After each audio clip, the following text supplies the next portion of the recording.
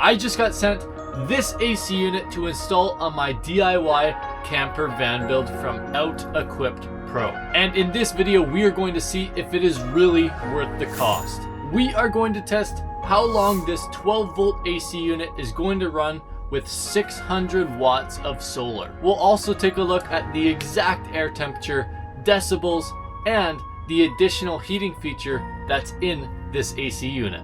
I got the black version of this AC to match everything else on my roof. So I'm going to quickly install this AC unit on the roof, and once I've done that, we can get to testing.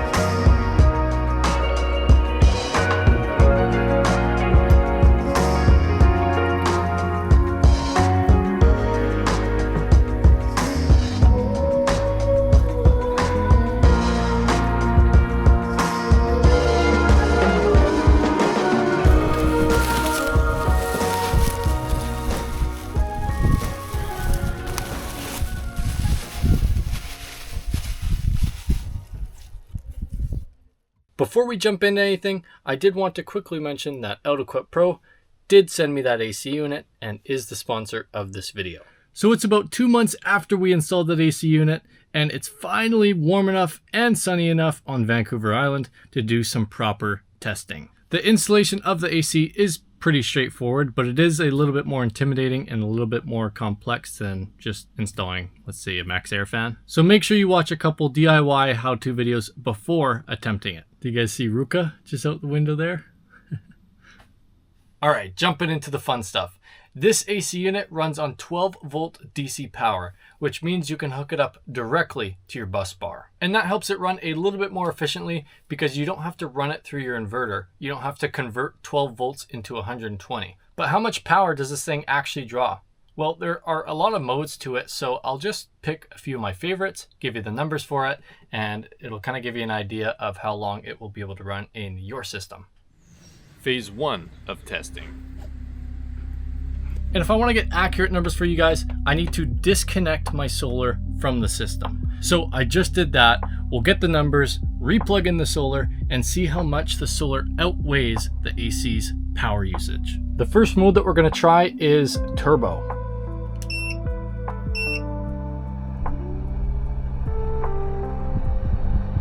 Before we keep this AC on for too long, I want to show you the temperature of the van right now. I have a temperature sensor just mounted on the wall. It is currently 37 degrees Celsius and 98 Fahrenheit. On the OutEquipPro website, it says we should be drawing 59 amps, but on my battery monitor, it's only saying that we're drawing 48 to about 50. And the next setting that we'll try is Eco mode. On Eco mode, we're drawing a pretty stable 29 amps. And the last setting that we have to try is sleep. And finally, on sleep mode, we are drawing 22 amps. Now we do actually have one more mode to try, which is heating. This AC unit has a heating module in it. And to my knowledge, it takes up a lot of power. It should take up 50 amps, but let's find out. All right, I think it's actually too hot outside for the heating module to turn on. This is a good opportunity to say it is 19 degrees Celsius outside right now. But I can tell you pretty confidently, because I tested it before, that the heating module draws 50 amps, big boy amps. And just to note, my inverter and my 12 volt fridge is shut off. Now that we got our numbers without the solar, let's plug in our solar panels again and get another reading.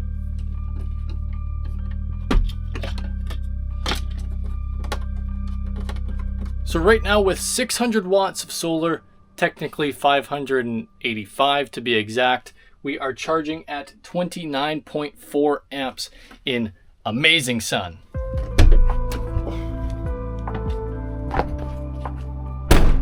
And I really couldn't have picked a better day to do this testing because there are 0 clouds in the sky. The sun is almost directly above my solar panels, and it's just a hot day in general. Oh, and look at who's enjoying the shade here. Oh, look at you. All right, well, I just found out something new about Maverick. He is scared of my tripod.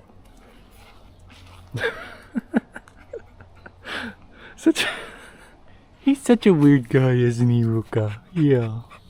All right, getting back to it. What I was trying to explain out there is today is a perfect day. You will not get results like this every single day out in your van. But this is a perfect scenario to test my 600 watts of solar versus the OutEquipPro AC unit. Let's see how it matches up. And we'll go in the same order as we did before. We'll turn on turbo mode. Here's what it can look and sound like from above.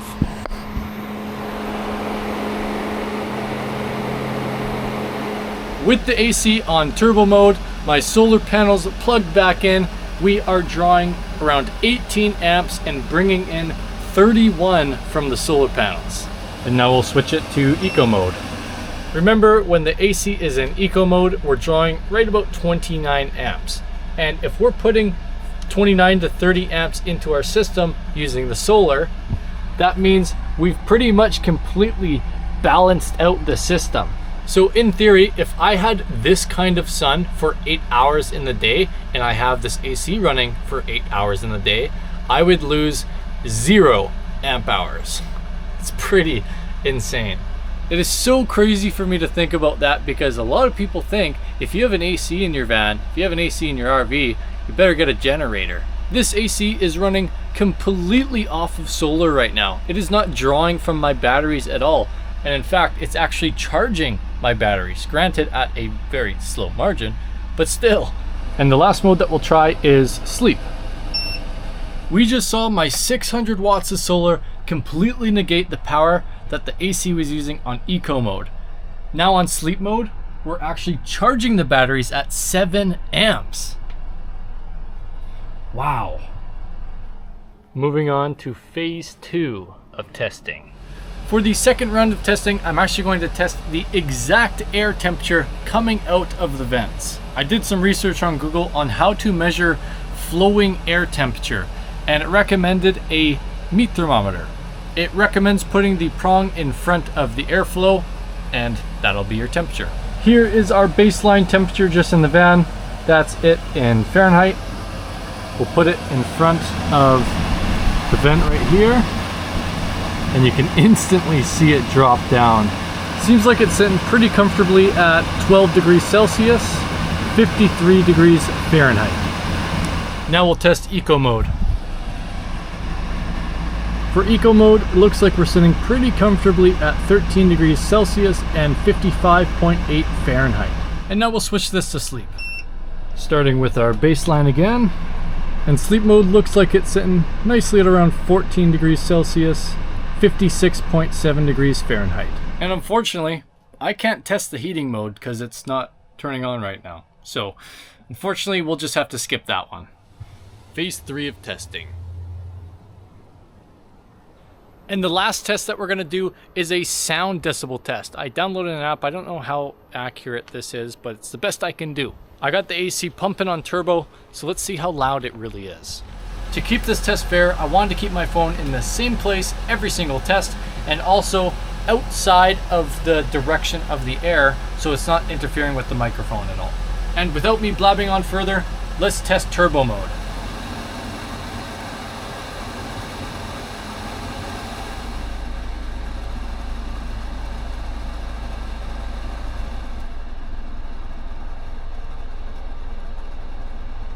So that is all 3 phases of our testing complete. Now let's talk about it. But before we do, I'm gonna head outside, sit out with the dogs, and talk about it out there. But I wanna leave this on and see how much the temperature drops. When we first started testing, I think we were at 36 degrees Celsius and 98 Fahrenheit. So we've already dropped a little bit of temperature here. I'm gonna yap a bunch about this AC unit. We'll come back in here and see how much the temperature has dropped since this moment.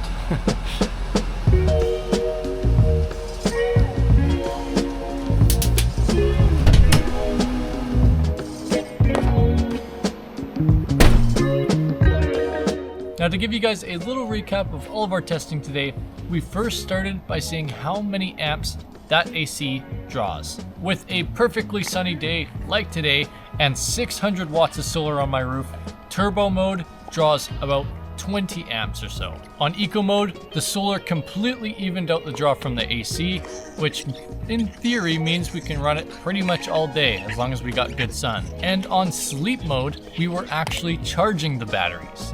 And heating mode draws about 50 amps, give or take. Now, the exact temperature of the air blowing out of the AC for turbo mode was 12 degrees Celsius, 13 degrees on eco mode, and 14 degrees on sleep mode. These were all very similar. I don't know if my meat thermometer trick is really the way to do it. Maybe because I was testing it back to back to back, I didn't really have time to settle into its actual temperature. I'm not exactly sure, but that's what my test results were.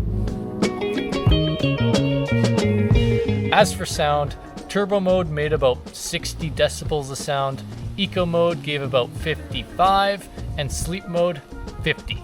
A very consistent 5 decibel difference between each mode. The AC also has an app that you can connect right to, and this allows you to change the modes or switch the settings right from your phone.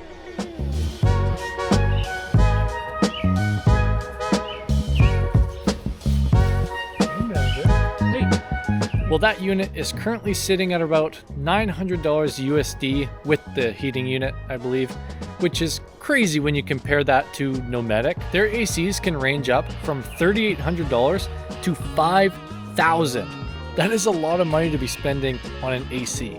So in my personal opinion, I definitely think that AC unit is worth the price. It being $400 more than a max air fan, I think it is totally worth it. If you're building a van and want an AC unit, you don't have to degrade your wallet to some lint and a tumbleweed anymore. You can at least hold on to a bit of change now. And I can actually help you save 120 quarters if you plan on purchasing this AC unit by using code VLN30 at checkout. To reword that a little bit and to save you time calculating what 120 quarters amounts to, I can save you $30 off your order using code VLN30. Okay, let's go check our temperature in the van. All right, 30 degrees Celsius and 86 Fahrenheit. So not a drastic change, but I can definitely tell it is a lot more bearable in here than when I had all the doors closed and before I started using the AC. And I left this on turbo mode for about 45 minutes. That's how long I was outside for. And now for something that costs this amount of money, and since I'm doing a dedicated video on this AC, I'm going to share some of my personal thoughts on this. I always warn sponsors of the channel that I will say my personal opinions, and my opinion cannot be bought. If you're wondering what this weird scar was, I totally ran into a branch in this tree. I actually got it on camera. Oh, Jesus. It didn't even look that bad when I rewatched it, but it definitely hurt and it left a mark, so ignore that huge red gash on my face. Okay, personal opinions.